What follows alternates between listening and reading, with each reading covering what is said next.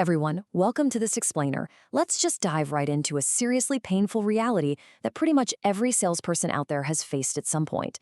You've memorized the spec sheet. You know every single dial, every integration, every little feature. You deliver a pitch so flawless you barely even need to take a breath. And yet, you get crickets. The prospect still walks away. Well, why does that happen?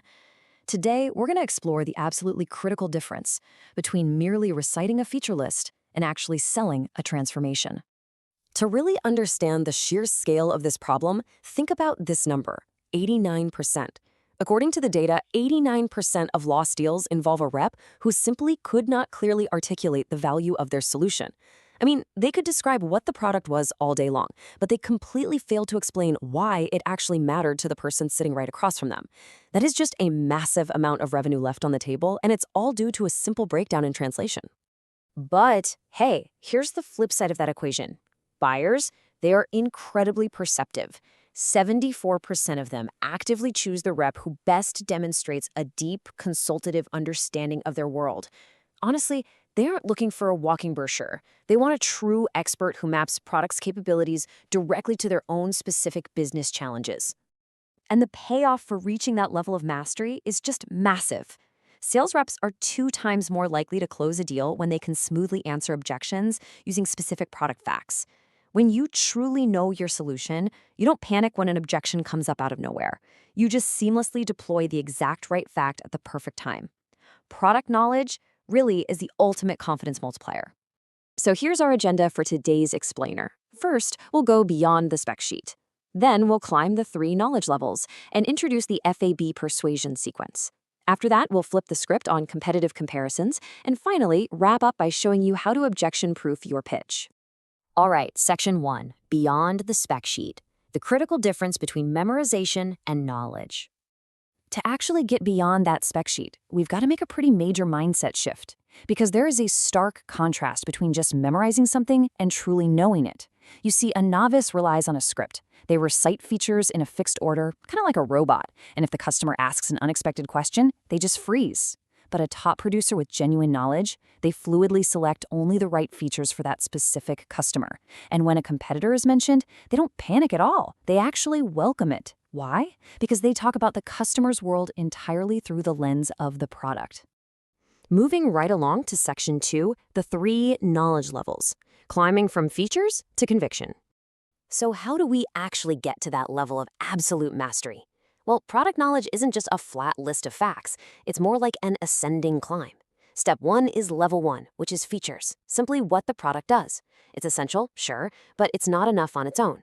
Step 2 brings us to level 2, benefits, what that feature actually means for the buyer. And finally, step 3 is level 3, outcomes, what the product ultimately changes in the customer's life or their business.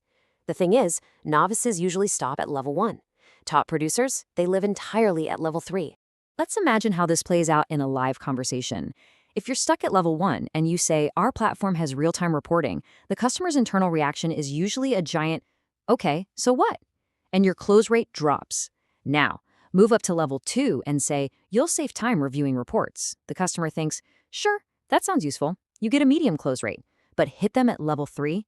Say something like, your team will make faster decisions and you will never miss a revenue opportunity again. Boom. The customer instantly says, that is exactly what I need. You've literally got to answer the so what before they even have a chance to ask it. I absolutely love this quote from an AIIA sales director, mostly because it perfectly anchors this entire concept.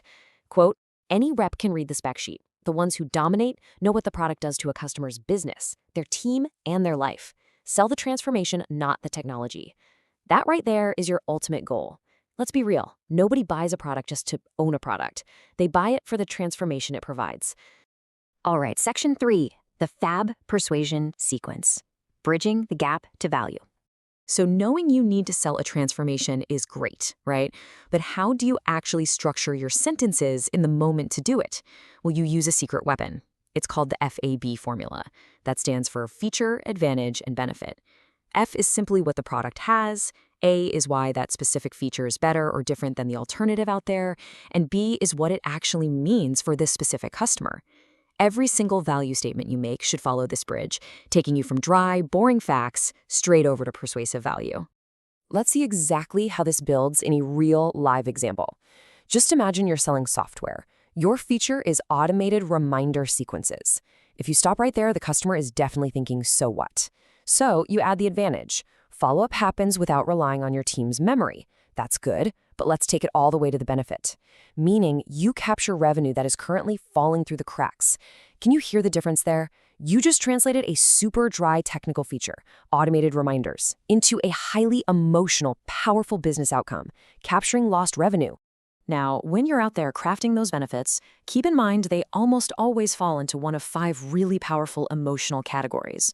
We've got time, like faster processes or fewer wasted hours; money, more revenue and better ROI; risk, fewer errors and greater certainty; reputation, helping them look better to their boss or the broader market; and peace, reducing their daily stress and offering clarity. Whenever you pitch, try running a quick mental check. If you aren't hitting at least one of these 5 categories, you just aren't selling an outcome yet. Section 4. Welcoming competitive comparisons. Flipping the script on rivals. This brings us to what's probably the scariest moment for a newer rep, when the prospect drops the name of a rival company. Cue the sweaty palms, right? But here is the reality you absolutely need to embrace. A customer mentioning a competitor is not a threat. It is a golden invitation. If you fear it, you just don't know your own product well enough yet. This is your moment to really shine and prove your consultative expertise.